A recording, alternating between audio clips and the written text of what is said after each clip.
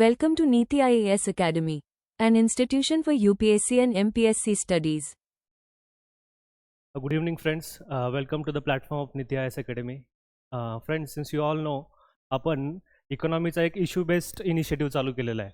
या इनिशिएटिव्हमध्ये काय होणार आहे की प्रत्येक वेळेस जे इम्पॉर्टंट आर्टिकल्स आहेत न्यूजपेपरमध्ये, we are going to cover it from prelims perspective as well as men's perspective.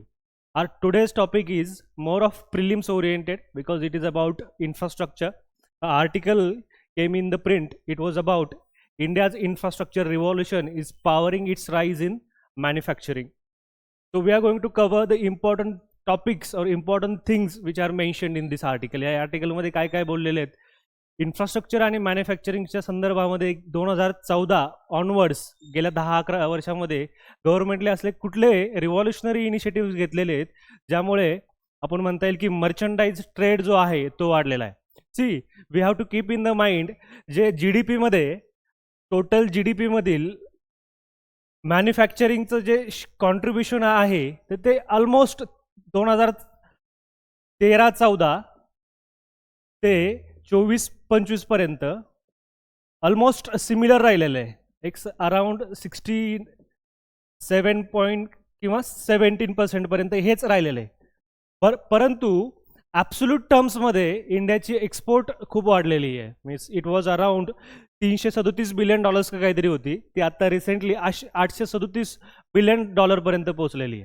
म्हणजे थोडक्यात काय झालं सांगायचं झालं की मॅन्युफॅक्चरिंगचं टोटल GDP मध्ये शेअर हा कम्पॅरेटिव्हली स्टॅग्नंटच राहिलेला आहे. म्हणजे स्टॅग्नंटच आहे कम्पॅरेटिव्हली काय, बट त्याचे नंबर्समध्ये मात्र खूप मोठ्या प्रमाणामध्ये इम्प्रूव्हमेंट झालेली आहे. रिमेनिंग कॉन्ट्रीब्युशन जर बघितलं तर GDP मध्ये सर्व्हिसेस इज स्टील कॉन्ट्रीब्युटिंग मोर. 55% जे आहे ते सर्व्हिसेसचं आहे. आणि त्याचबरोबर ॲग्रिकल्चर किती कॉन्ट्रीब्यूट करते, ॲग्रिकल्चर अगेन 16% करते. हे जे नंबर्स आहेत ते ध्यानात ठेवणं थोडं गरजेचं आहे प्रिलिम्स ओरिएंटेड, कारण काय ह्या फिगर्स चेंज होतात. We are doing lot many efforts की आपला मॅन्युफॅक्चरिंगचं कॉन्ट्रीब्युशन टोटल इकॉनॉमीमध्ये किती असलं पाहिजे, 25% असलं पाहिजे. आणि आपण कितीपर्यंत आहे, 16% पर्यंत आहे. But still we are on the track. We have taken number of initiatives to boost our infrastructure, to boost our manufacturing, and this is what we are going to see in next 10 to 15 minutes. The initiatives taken by the government in last 10 years. So we'll begin the lecture by discussing the scheme one by one. So India's infrastructure revolution is powering its rise in manufacturing. Now the first scheme we are going to discuss here, it is about Make in India. Make in India. Make in इंडियामध्ये काय one of the objective काय होतं make in इंडियाचं, to boost the manufacturing and export. Here we have to understand two things. When we are saying it's make in India, it is also to design in India and manufacture in India. असं नाही की बाबा अमेरिकेमधनं design येणार, जपानमधनं design येणार and we are just assembling things. No, here we are saying that design here and then manufacture. आता make in India 2.0 जो आहे त्यामध्ये काय करतोय आपण, 2.0 मध्ये आपण even in fact what we are saying की बाबा make in India, design in India, innovate in India for the world. So चायनाचं जे China+1 स्ट्रॅटेजीमध्ये आपण काय करतोय की we are appealing to the whole world community to see India as a manufacturing hub, and we want that manufacturing boost to become a $10 trillion economy. Because manufacturing मध्ये काय होतंय, सर्व्हिस इंडस्ट्रीमध्ये काय, you create the conditional employment, whereas मॅन्युफॅक्चरिंगमध्ये semi skilled जे लोक असतात ज्यांचे स्किल लेवल कमी आहेत ते स्किल लेवलला पटकन एम्प्लॉयमेंट भेटते आणि एक इंडस्ट्रियल बेस निर्माण होतो, विच इज व्हेरी इम्पॉर्टंट. म्हणून the make in India scheme is very important in that aspect. The purpose is to boost domestic manufacturing and attract foreign investment. The prelims oriented what is important, It was launched in September 2014 आणि जो make in India 2.0 आहे त्याच्यामध्ये 27 sectors आहेत. हे ध्यानात ठेवून आता बऱ्याचशा वेळेस प्रिलिम्सला असा क्वेश्चन विचारतात की मेक इन इंडिया फक्त मॅन्युफॅक्चरिंगसाठी आहे का, तर नाही. मेक इन इंडिया हा सर्व्हिसेससाठी पण आहेत. सर्व्हिसेस आणि मॅन्युफॅक्चरिंग असे दोन्ही मिळून 27 सेक्टर्स आहेत. किती सेक्टर्स आहेत? 27 आहे. सगळे सेक्टर्स ध्यानात ठेवायची काय गरज नाही आहेत. फक्त एवढं ध्यानात ठेवा की मेक इन इंडियाच्या under we are also focusing service sector also. आता सेकंड पॉईंट जो आहे, सेकंड इनिशिएटिव्ह ज्याला म्हणता येईल की ईज ऑफ डुईंग बिझनेस. आता ईज ऑफ डुईंग बिझनेसचा अर्थ काय होतो की रिफॉर्म्स इन लायसन्सिंग, कंप्लायन्स आणि taxation. Licensing, compliance and taxation. तुम्हाला माहितीच असेल की आपली India had residue what we can say की बाबा आपलं सोव्हिएत लेड ज्याला आपण म्हणायचो सेंट्रलाइज प्लॅनिंग असायची. त्यामुळे इन्स्पेक्टर राज खूप मोठ्या प्रमाणात होतं. नवीन व्यावसायिकांना नवीन बिझनेस स्टार्ट करणं, धंदा करणं खूप अवघड होतं.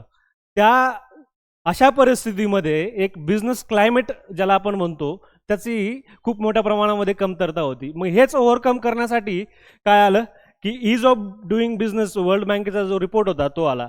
तो ज्यावेळेस 2014 साली आला त्यावेळेस इंडियाची रँकिंग किती होती? 2014ला इंडियाची रँकिंग ही 144 होती. तीच ज्यावेळेस तो बंद झाला, तो बंद का बरं झाला आपण नंतर डिस्कस करू, त्यावेळेस इंडियाची रँकिंग अराउंड 68 होती. बंद याच्यामुळं झाला डेटा इरेग्युलरिटीमुळं. ईज ऑफ डुईंग बिझनेस जो होता तो बंद केला. डेटा इरेग्युलरिटीचा जो डेटा भेटत होता that was not regular and because of it was discontinue. तर याच्यामध्ये आपण इम्प्रूव्हमेंट केली. तिसरा जो सगळ्यात महत्त्वाचा आहे तर GST ज्याला म्हणता येईल की रिव्हॉल्युशनरी रिफॉर्म जर आपण कशामध्ये केला असेल तर तो GST मध्ये केलेला आहे. आता GST मध्ये बऱ्याचशा गोष्टी आपल्याला समजून घ्यायच्यात. त्यानंतर ज्या प्रिलिम्स ओरिएंटेड महत्त्वाच्या आहेत. GSTचं पर्पज काय?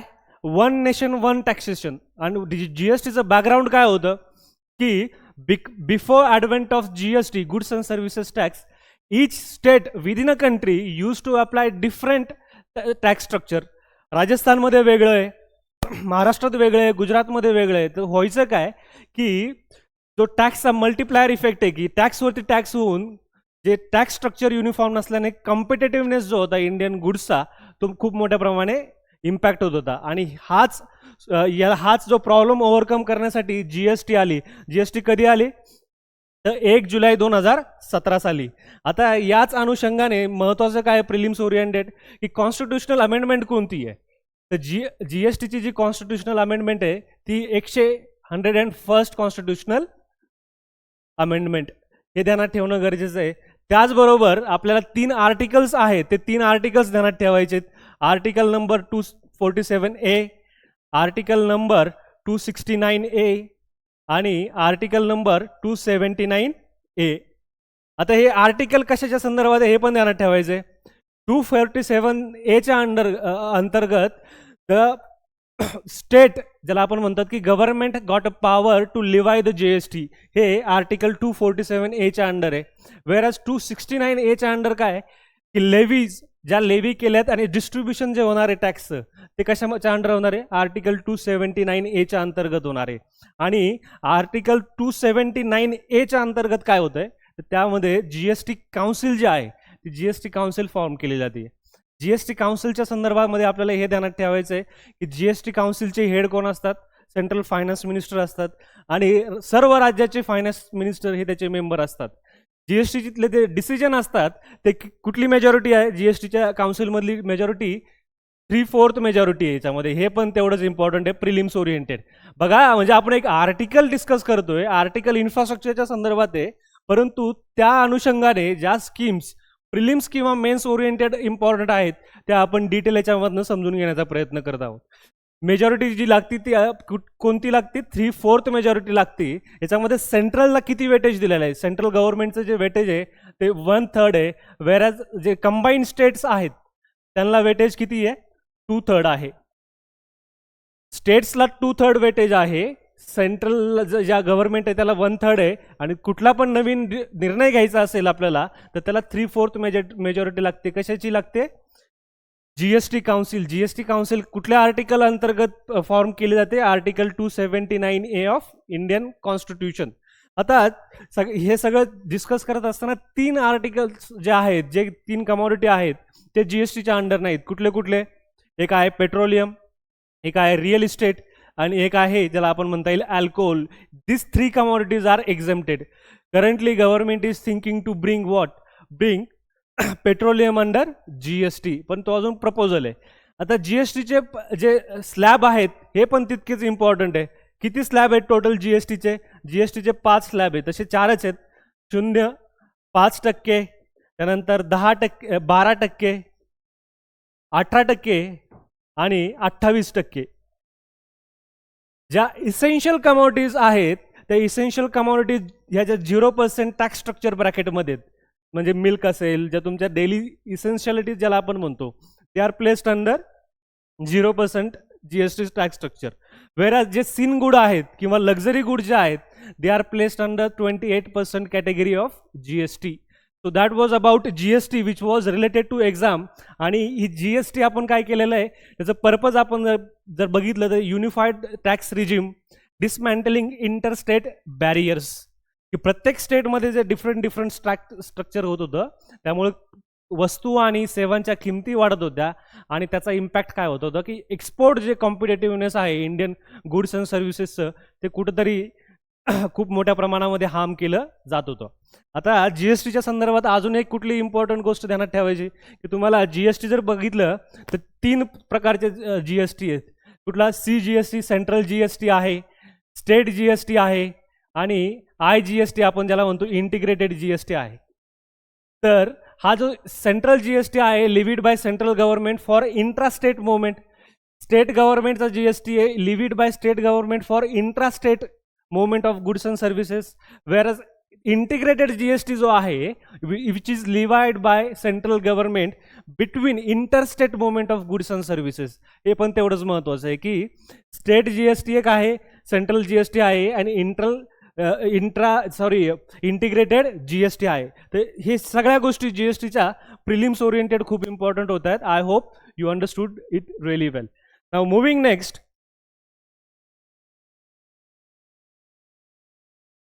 it is about the most important scheme which is news continuously. It is production linked incentive scheme.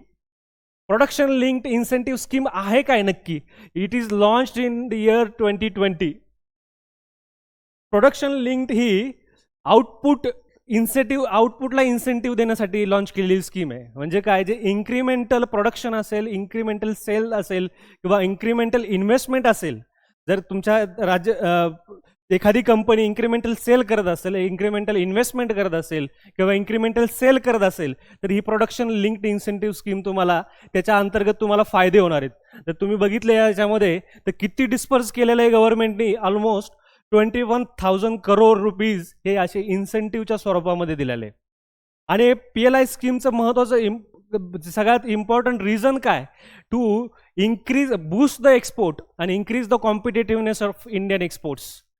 आणि त्यासाठी काय, मग टेक्नॉलॉजीला प्रोत्साहन देणं, जे अडथळे होतं लॉजिस्टिक इम्प्रूव्हमेंट करणं. लॉजिस्टिक कॉस्ट जे आहे सद्यस्थितीला ती 13 ते 14%, ती किती करायची आपल्याला 8 to 9%.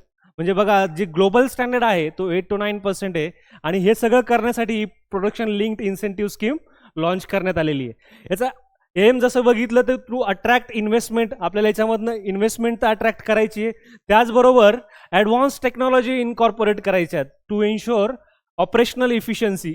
जर तुम्हाला आउटपुट वाढवायचे असेल, जर तुम्हाला सेल वाढवायचा असेल तर त्यासाठी तुम्हाला काय करावं लागेल, you have to be इन्जेनिटिव्ह.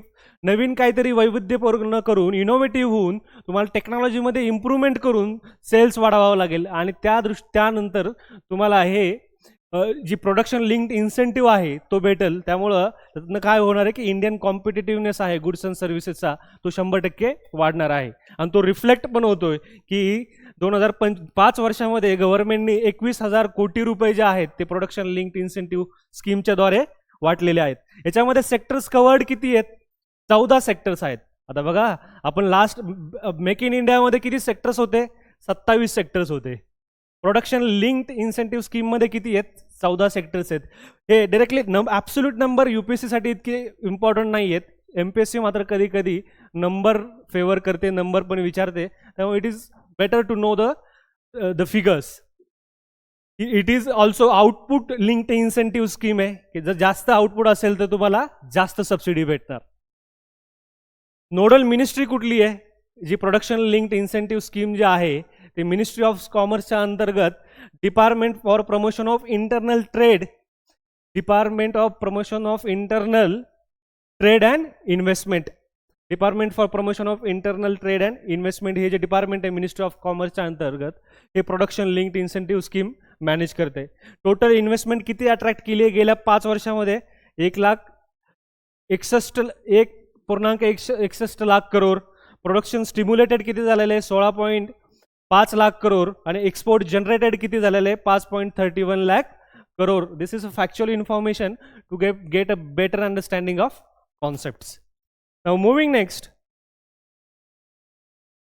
we shall see the infrastructure programs which government undertake in last 10 years. The first, it is National Railway Plan.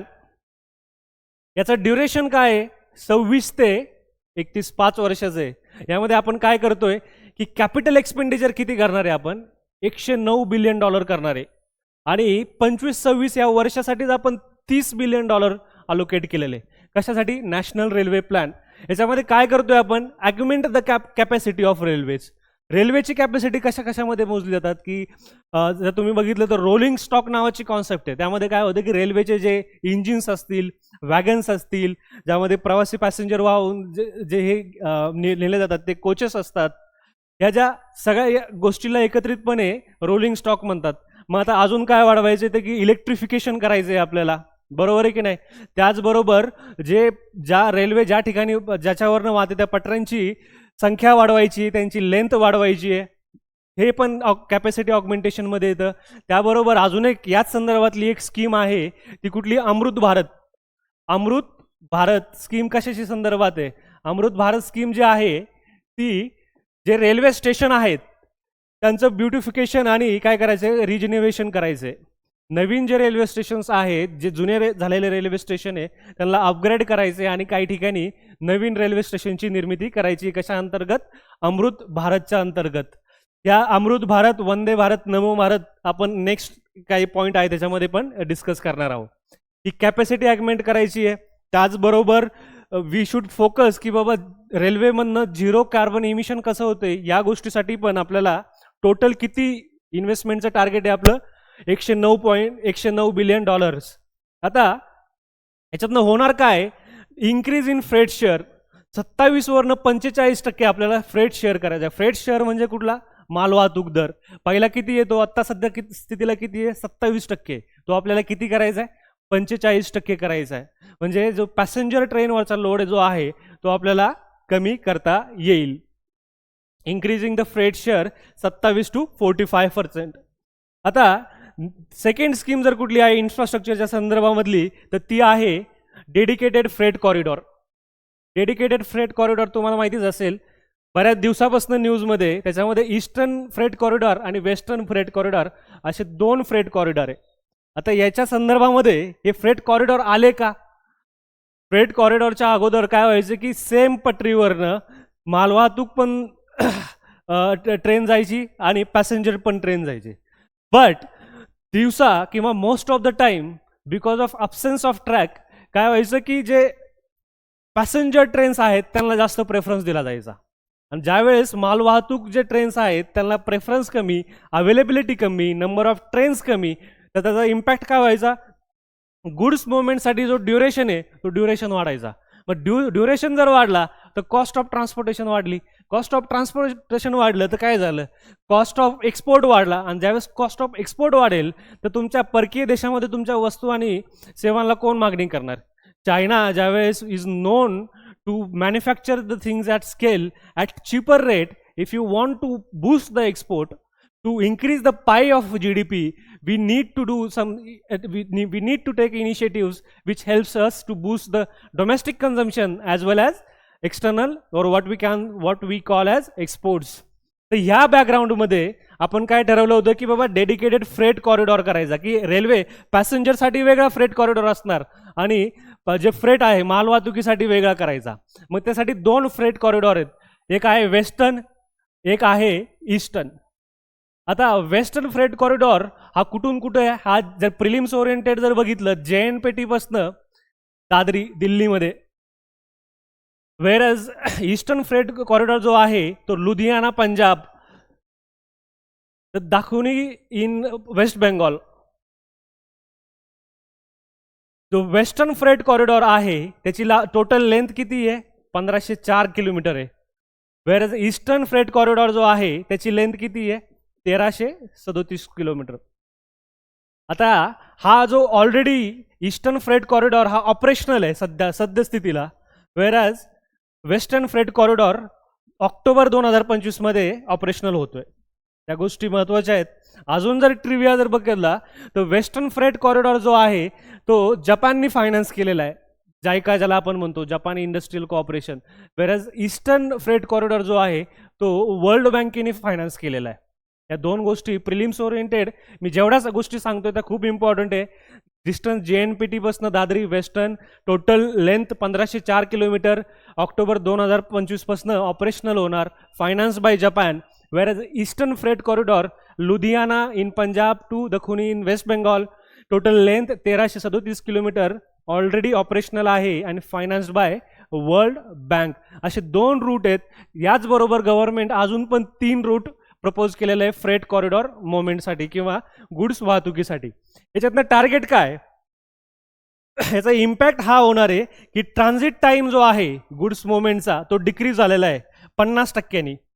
50% जो वेळ लागायचा गुड्स मोमेंटसाठी, जर पहिल्यांदा 7 दिवस लागायचे दिल्ली टू मुंबईसाठी, ते आता 3 दिवस लागणार आहेत. आणि ट्रेन्स डे किती वाढलेले आहेत? 247 पर्यंत 352 झालेले आहेत. म्हणजे 2000 डेडिकेटेड फ्रेट कॉरिडॉरच्या अगोदर दिवसाला 347च मालवाहतूक trains at any time movement करत होत्या. ते आता किती झालेले आहेत? 352 झालेले आहेत. सॉरी, 247 वरनं 352 झाले. आणि जे ट्रेनचं स्पीड पण आहे, खूप मायनर गोष्टी आहेत, बट स्टील इनिशियली ज्या 25 किलोमीटर पर आवर ज्यांची स्पीड होतं ज्या फ्रेट ट्रेन्स होत्या त्यांचं स्पीड पण आता वाढून 50 ते 70 किलोमीटर झाले. म्हणजे काय झालं? स्पीड आलेलं आहे. Goods can be moved at very fast rate. So I appeal you to keep all those things in your mind. From prelims point of view, it is very important. Now moving next, the next scheme is Vande Bharat express. आता याच्यामध्ये आपण just आता बघितलं 3 ज्या schemes आहेत, एक वंदे भारत, एक नमो भारत आहे आणि एक अमृत भारत आहे. अमृत भारत. आता या पहिल्यांदा यांचं मी एक ओव्हरऑल हिडिंग सांगतो. वंदे भारत जे आहेत ते सेमी हाय स्पीड ट्रेन आहेत. यांचं स्पीड काय? Expected speed 180 kilometre per hour आहे. आता ऑपरेशनल किती आहे? 360, 130 ते 160. सेमी हाय स्पीड, ऑलरेडी 100 पेक्षा जास्त ट्रेन ऑपरेशनल आहेत. नमो भारत काय आहेत? नमो भारत ज्या आहेत त्या सिटीला जोडण्यासाठी हाय स्पीड ट्रेन आहेत. माझ्या मते पहिली जी ट्रेन आहे ती दिल्ली टू कानपूर असं काहीतरी होतं. You check it, I am not sure about it. Whereas Amrit Bharat we just discuss. Amrit Bharat कशाच्या संदर्भामध्ये? अमृत भारत जे आहे, जे रेल्वे स्टेशन्स आहेत त्यांचं रिज्युव्हिनेशन करण्यासाठी किंवा पुनर्निर्माण करण्यासाठी आहे. आता वंदे भारतच्या ज्या लॉन्च कधी झाली? वंदे भारत 15 फेब्रुवारी 2019. त्याची फर्स्ट ट्रेन कुठून ते कुठं गेली? Delhi to Varanasi. Again MPSC साठी इम्पॉर्टंट आहे, UPSC साठी एवढं काय जास्त इम्पॉर्टंट नाही. Already 100+ trains are operational. आणि याच्यातनं अजून एक इम्पॅक्ट काय झालेला आहे की ही जी सगळी टेक्नॉलॉजी आहे सेमी हाय स्पीड ट्रेनची, it is indigenously develop. We haven't imported anything like, म्हणजे बुलेट ट्रेनची जी टेक्नॉलॉजी आहे ती जपानकडनं आलेली आहे. वेअरॅज जी वंदे भारतची जी टेक्नॉलॉजी आहे ती इंडिजिनियसली डेव्हलप आहे. And because of that we have started to export the locomotives. Locomotives म्हणजे काय? जे इंजिन जे आहे ट्रेनचं, ते we have already started receiving the orders. We already got orders worth 2000 crores from Guinea. तर तो हा इम्पॅक्ट बघा किती होतो की when you start exporting technology oriented products, the goods more quantity, तुम्हाला काय होतं की परकीय गंगाजळी खूप मोठ्या प्रमाणात भेटते. परकीय गंगाजळी जर भेटली त्याचा इम्पॅक्ट काय होतो की तुमच्या इकॉनॉमीला खूप मोठा असा कुशन भेटतो. कशासाठी? इन्व्हेस्टमेंटसाठी. आता नेक्स्ट जी स्कीम आहे ती कोणती आहे? ती सागरमाला प्रोग्राम. आता याच्यामध्ये पण अजून दोन स्कीम ज्या आहेत त्या कन्फ्युजिंग आहेत. आपण पहिल्यांदा सागरमाला कशा संदर्भात आहे ते बघू, त्यानंतर भारतमाला कशा संदर्भात आहे ते पण बघू. सागरमाला कशासाठी आहे? पोर्ट लेट डेव्हलपमेंटसाठी आहे. म्हणजे भारताचं जे धोरण आहे की आपल्याला खूप मोठ्या प्रमाणात समुद्र किनारा भेटलेला आहे, तर जी आपले मेजर पोर्ट्स आहेत 12+, त्यांच्या थ्रू ते एक पोर्ट जे आहे ते एक विकासाचं केंद्र बनवणं, पोर्ट लेड डेव्हलपमेंट म्हणतो. आणि याच्यामधले महत्त्वाचे पिलर्स कुठले कुठले आहेत, हे जे सागरमाला आहेत त्याच्यामध्ये पोर्ट इन्फ्रास्ट्रक्चर मॉडर्नायझेशन असेल, स्ट्रेंथनिंग मल्टीमॉडल लॉजिस्टिक कनेक्टिव्हिटी असेल, आणि डिक्रीज इन लॉजिस्टिक कॉस्ट. म्हणजे बघा, प्रत्येक स्कीममध्ये हे तर मात्र 100% खरं आहे की we want to decrease the logistic cost which has to be brought down from 13 to 14% to 7 to 8% of GDP. हे कशाचं आहे? Logistic cost. आणि याच्यामधनं आपले पिलर्स काय काय सांगते की पोर्ट इन्फ्रास्ट्रक्चर मॉडर्नायझेशन करायचे, जे पोर्ट्स आहेत तिथं अत्याधुनिक सेवा सुविधा तिथं आणायच्यात. तेच पोर्ट्स आपल्याला मल्टी मॉडल लॉजिस्टिकल कनेक्टिव्हिटी करायचे. म्हणजे जर पोर्ट असेल तर तिथं रोड कनेक्टिव्हिटी न्यायची आहे, रेल्वे कनेक्टिव्हिटी न्यायची आहे, आणि एकाच ठिकाणी एक जंक्शन तयार करायचे आणि लॉजिस्टिक कॉस्ट रिड्यूस करायची आहे. याच्यामधनं झालेलं काय की आपण इनलँड वॉटरवेजवरती पण फोकस केलेला आहे. ही ज्यावेळेस स्कीम 2013-14 पासनं इनलँड वॉटरवेजमधनं ऑलमोस्ट 340%, 340% वाढ झालेली आहे. तुमच्या प्रिलिम्स ओरिएंटेड जेवढे कुठले वॉटरवेज आहेत ते वॉटरवेज चेक करा, त्यांचं लोकेशन कुठलं आहे ते पण खूप जास्त इम्पॉर्टंट आहे prelims point of view. Sagarmala झाला, आता पुढचा आहे की भारतमाला.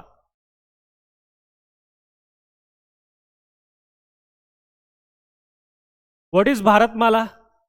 सागरमालामध्ये सागरमालाची जी prelims oriented again important fact की सागरमाला जी स्कीम आहे ते मिनिस्ट्री ऑफ पोर्टच्या अंडर आहे, ministry of port and shipping.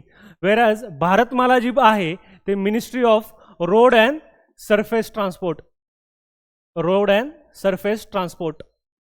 ही कधी लॉन्च केलेली आहे? ही 2017 साली लॉन्च केलेली आहे. वेरॅज सागरमाला कधी लॉन्च केली होती? 2015 साली केली होती. आता याचं टोटल ऑब्जेक्टिव्ह किती ठेवलं होतं की किती रोड बांधायचे होते याला? 34,800 किलोमीटर. 34,800 किलोमीटर. ॲक्च्युअल सँक्शन्स किती झाले? 26,000, आणि त्यापैकी 19,000 म्हणजे ऑलमोस्ट 20,000 रोड बांधून आता तयार झालेले आहेत. कशा अंतर्गत?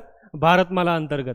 आणि अगेन एम जर बघितलं तर तेच की decrease logistic cost, increase export and last माइल कनेक्टिव्हिटी. लास्ट माइल कनेक्टिव्हिटी म्हणजे जिथं कन्झम्पशन होतं तिथली कनेक्टिव्हिटी वाढवायची. So that was Bharatmala and Sagarmala. Now next is PM गतिशक्ती. गतिशक्ती काय? मास्टर प्लॅन ज्याला आपण म्हणतो. कधी लॉन्च केलेला आहे तो? 2021 मध्ये. कधी लॉन्च झालेला आहे तो? 2021 मध्ये. PM गतिशक्ती.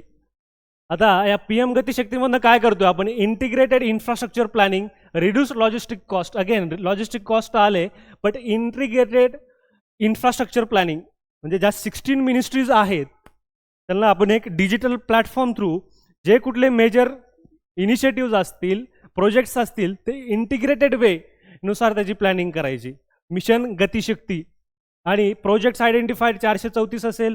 त्याचं बजेट जे आहे 11 लाख करोडच्या वरती आहे. आता याच्यातले 7 इंजिन्स महत्त्वाचे आहे. PM गतिशक्ती बघितलं कशासाठी? इंटिग्रेटेड इन्फ्रास्ट्रक्चर प्लॅनिंग, एक डिजिटल प्लॅटफॉर्म क्रिएट करणं. त्याच्यामधनं ज्या 16 आयडेंटिफाईड मिनिस्ट्रीज आहेत ते कुठलं पण इनिशियल स्टेजपासून इम्प्लिमेंटेशनपर्यंत त्याचं प्लॅनिंग केलं जाणार, त्याचं इम्प्लिमेंटेशनवरती सुपरविजन केलं जाणार. यासाठी 7 इंजिन्स आयडेंटिफाय करण्यात आलेले आहेत. आता हे 7 इंजिन्स कुठले आहेत? रेल्वे आहे, रोड आहे, पोर्ट्स आहे, एअरपोर्ट्स आहे, त्याच्यानंतर मास ट्रान्सपोर्टेशन आहे, आणि लॉजिस्टिक इन्फ्रास्ट्रक्चर आहे. आता हे मास ट्रान्सपोर्ट म्हणजे काय? याच्यामध्ये मेट्रो येईल, हायपरलूप येईल. ते असे जे कुठले इनिशिएटिव्ज असतील हे याच्यावरती गतिशक्तीद्वारे एकत्रितपणे सगळ्या मिनिस्ट्रीज कंबाईन येऊन याच्यावरती जास्तीत जास्त इन्फ्रास्ट्रक्चर पुश देण्यासाठी इन्व्हेस्टमेंट करतील. So it was PM Gatishakti. नाव the last it is logistics and warehousing. 2013 मध्ये 18 मध्ये आपली किती रँकिंग होती? 44. ती आता किती झालेली आहे? 2023 मध्ये 38 झालेली आहे. एकूणच आहे logistic performance index bye world bank.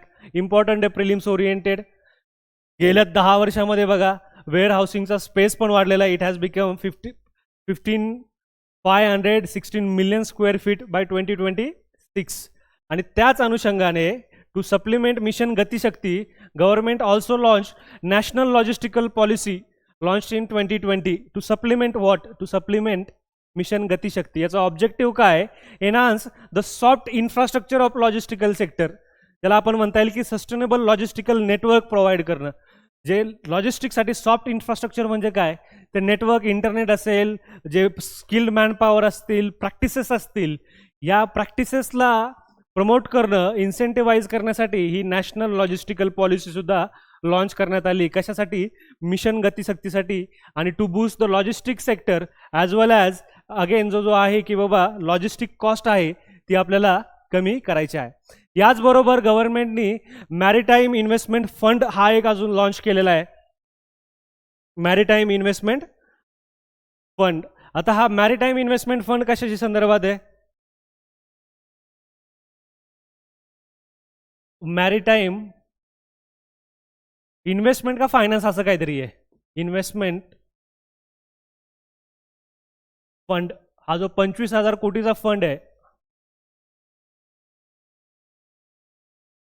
कशासाठी? की जे शिपिंगशी रिलेटेड असेल, पोर्ट डेव्हलपमेंट असतील, त्याच्यानंतर लॉजिस्टिक इम्प्रूव्हमेंट असतील, जी इन्फ्रास्ट्रक्चर असेल, याच्यासाठी लॉंग टर्म फायनान्ससाठी गव्हर्नमेंटनी हा मॅरिटाईम इन्व्हेस्टमेंट फंड नावाचा फंड पण आणलेला आहे. कशासाठी? या इन्फ्रास्ट्रक्चरसाठी. तर ह्या आता जेवढा वेळ डिस्कशन झालं त्यामध्ये आपण इन्फ्रास्ट्रक्चरच्या रिलेटेड स्कीम्स असतील, मॅन्युफॅक्चरिंगसाठी प्रमोशनसाठी ज्या स्कीम्स होत्या त्या स्कीमचा आपण एक आढावा घेतलेला आहे.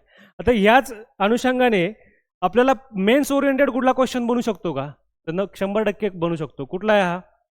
की भारत सेवा प्रधान अर्थव्यवस्थेपासून उत्पादन प्रधान अर्थव्यवस्थेकडे कसा बदलत आहे?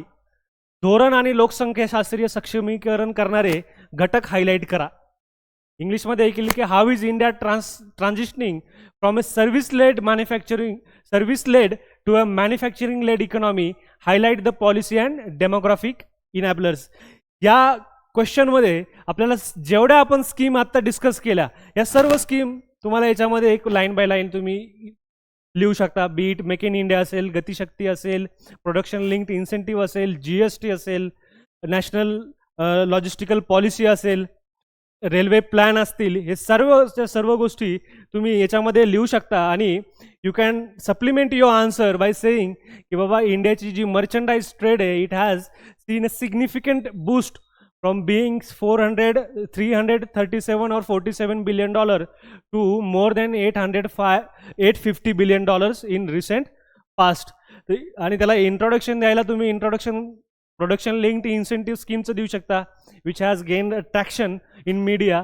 आणि मेन बॉडीमध्ये जेवढ्या आपण स्कीम्स डिस्कस केलेल्या आहेत त्या सर्व स्कीम तुम्ही मेन्स जे आपला जो गाभा आहे उत्तराचा त्याच्यामध्ये लिहून कन्क्लूड करू शकता. So that was all for today.